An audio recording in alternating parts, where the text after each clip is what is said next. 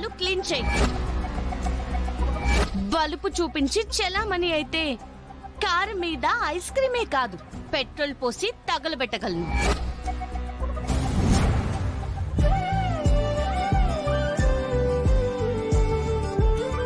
ఏ ముహూర్తాన నేను చూశానో కానీ అప్పుడే నేను ఫిక్స్ అయిపోయాను, నువ్వే నా లైఫ్ పార్ట్నర్ అని.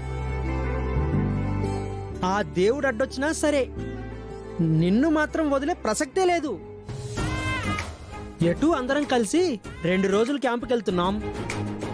ఇప్పటికే నువ్వు నా మీద ఇంట్రెస్ట్ చూపిస్తున్నావని నాకు లైట్గా అర్థమవుతుంది. అది ఫుల్ క్లారిటీ తెచ్చుకుంటాను. ఆ క్లారిటీ రాగానే నా మనసులో ఉన్న మాట నీకు చెప్పేస్తా. ఈ క్యాంపు మన లైఫ్ ఇద్దరిలో స్వీట్ మెమరీగా ఉండిపోవాలి.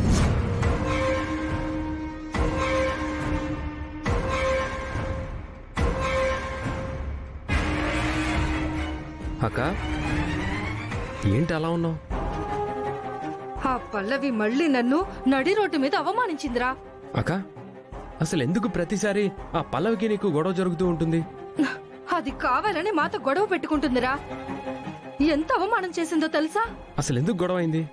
ఎందుకైతే ఏంటి, గొడవ అయిందని చెప్తున్నాను కదా. తన కారణంగా ఇన్సల్ట్ గా ఫీల్ అయ్యాను. సరే అక్క, ఎటు క్యాంపుకి వెళ్తున్నాం కదా, తన సంగతి నేను చూసుకుంటాను. నిన్ను అవమానించింది కదా, దానికి తగిన అవమానం నేను బ్యాలెన్స్ చేస్తాను.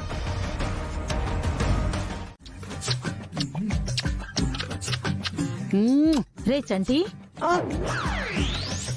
ఏంట్రా ఫోన్కు ముద్దు పెడుతున్నావు? అబే ఏం లేదు నానమ్మా.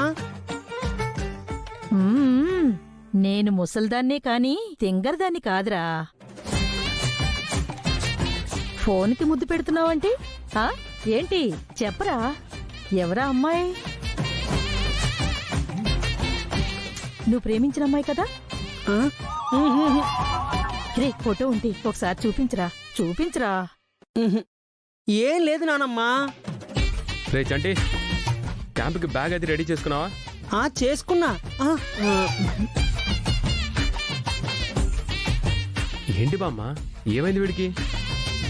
ఏం దాస్తున్నాడు? అది కాదు, వాడి ఫోన్లో అమ్మాయి ఫోటో ఉందిరా. హ? అమ్మాయి ఫోటోనా? ఏ అమ్మాయిరా? వాడు ప్రేమించిన అమ్మాయిరా.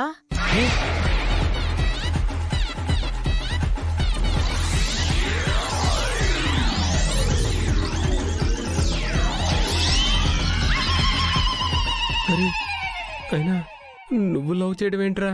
ఏ నేను లవ్ చేయకూడదా? నాకు మాత్రం మనసు ఉండదా? ఆ, చేయకూడదని కాదురా. ఇంతకీ ఎవరా అమ్మాయి? అదే ఆ అభాగ్యురాలు. అడగరా, ఇందాకటి నుంచి ఎంత అడిగినా చెప్పట్లేదు వీడు. రేయ్, చెప్తావా చెప్పవా? అంటే అన్నయ్య అది. అరే, ఆ అమ్మాయి కూడా మీ కాలేజీలోనే చదువుతుందంట్రా.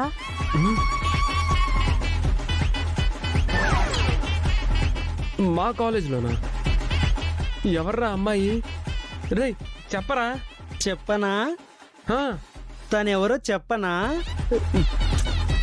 చెప్పురా. తనెవరంటే తను. చెప్పు. చెప్పను. ఏ ఏ అంటే నేను ప్రేమిస్తున్నాను. తను నన్ను ఇంకా ప్రేమిస్తుందో లేదో క్లారిటీ రావాలి కదా. సో ఆ క్లారిటీ రాగానే నానమ్మకి నీకు కలిపి చెప్పేస్తానన్నమాట. బాయ్.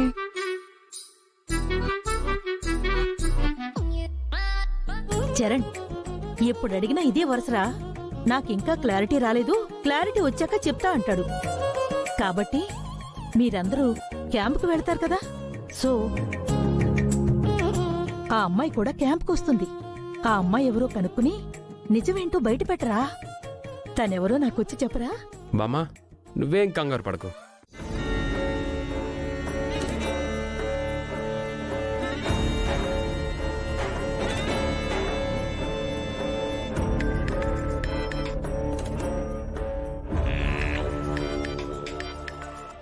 చెప్పు సాన్విక.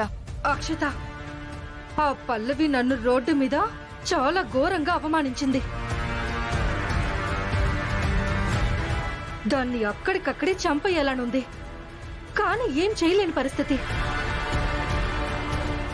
మమ్మీకి చెప్తే తను ఆవేశంలో ఏదో ఒక నిర్ణయం తీసుకుంటుంది. ఆ గుండమ్మ చాలా తెలివిగా దెబ్బ కొట్టింది. దాంతో మమ్మీ మళ్ళీ ఫూల్ అవుతుంది. అవును, ఆంటీయే ఆవేశంలో నిర్ణయం తీసుకుని దెబ్బ కొట్టాలని చూస్తుంది. కానీ ఆలోచించి కొట్టుంటే ఈ పాటికి ఎప్పుడు ఆ పల్లవి గుండములు అడ్రస్ లేకుండా పోయేవారు.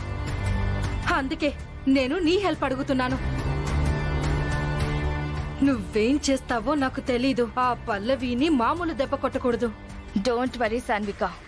ఆ పల్లవి మీద నీకున్న కోపం కంటే నాకున్న కోపమే ఎక్కువ. ఆ పల్లవి నిన్ను 1కి 2 సార్లు మాత్రమే అవమానించింది, కానీ నన్ను ప్రతి విషయంలో ప్రతి క్షణం నన్ను అవమానిస్తూనే ఉంటుంది. చరణ్ని నన్ను ఎప్పటికప్పుడు దూరం చెయ్యాలనే ట్రై చేస్తుంది. నేను అవకాశం కోసమే చూస్తున్నాను, కానీ ఇప్పుడు ఆ అవకాశమే నాకు దొరికింది. ఆ, అంటే కాలేజీలో ఇప్పుడు ఎన్ఎస్ఎస్ క్యాంప్కి వెళ్తున్నాం కదా, అక్కడ ఆ పల్లవిని ఊహించలేని దెబ్బ కొడుతున్నాను. ఎప్పటికప్పుడు నీకు అప్డేట్ ఇస్తూనే ఉంటాను. ఎన్ఎస్ఎస్ క్యాంప్ పల్లవి జీవితానికి శాపం.